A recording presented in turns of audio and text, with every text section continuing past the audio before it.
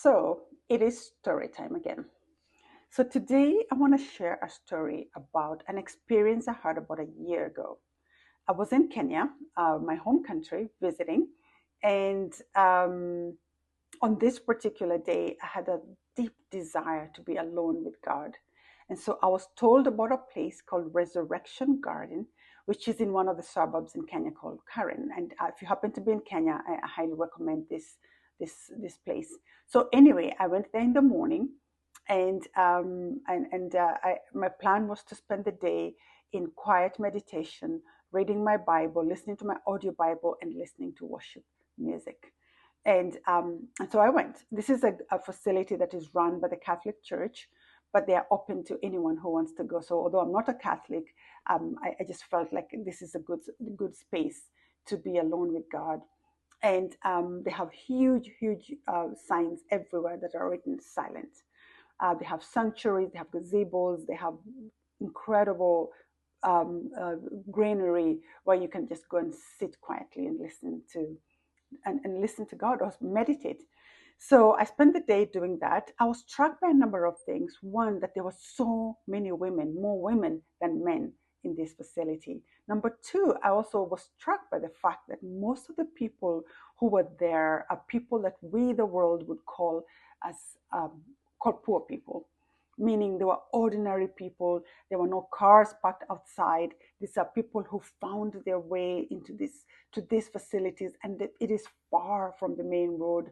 So I remember thinking, these are just ordinary people who are seeking time alone with God, and I was struck by that. So anyway, I looked around me, and I was moved by what I saw, and I had a deep longing to be alone with God, just like these people.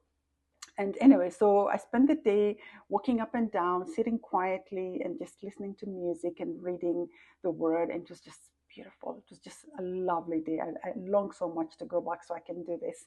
So anyway, at the end of the day, I sat near the entrance to this facility as I was waiting for my ride. And I was listening to music and I just quietly listening to my songs and really enjoying myself and reflecting on the day as I watched all these people walking past me, all of them now tracking, finding their way back to the main road to get public transportation so they can go to their respective homes. So I sat there quietly and was wondering what they were praying for, what they were looking for, and just really thinking about this quietly.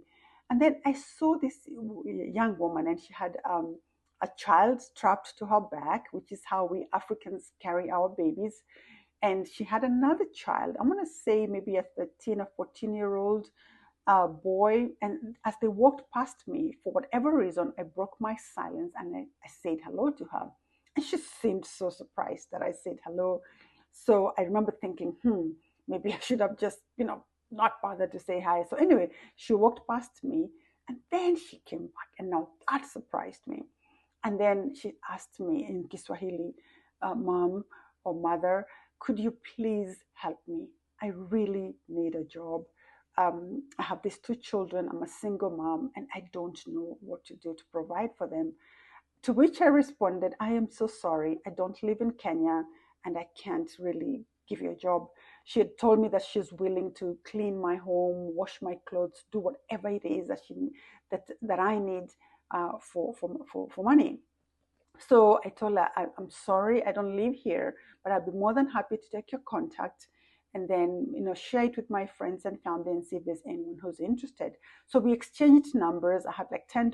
I gave her the $10 and she went her way and I went my way. The following day, I was going to have dinner with a friend of mine who owns an office cleaning business. And I told her the story that I'm telling you right now. And she said, oh my goodness, this is a divine encounter and I must give this person a job. She has a waiting list of people waiting for work. But when I told her the story, she was so touched that she said she would definitely give her a job. She asked me for her name. I said, I have no idea what her name is. But luckily I had saved her number as her number as the woman at the Resurrection Garden. So no, I gave her the number, and to cut the long story short, she did give her a job, and she's been working there for about a year now. Anyway, so I went home, Then the next day, this woman calls me and asks me if there's any hope for work. And I tell her, I can't promise anything, but you're likely going to get a job. Then she says to me, I'm so sorry for what I'm going to ask you.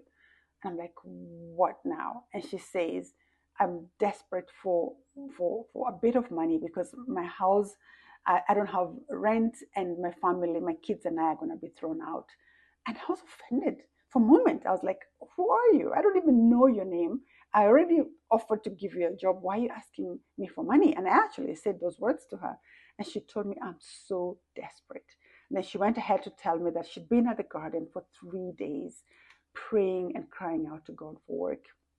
So anyway, long story short, I gave her some money. We said our goodbyes.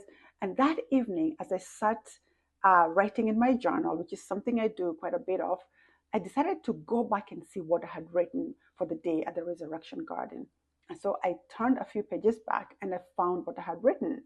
And I had titled that page, My Goals at the Resurrection Garden, which is kind of weird. I never do that, but I had written that.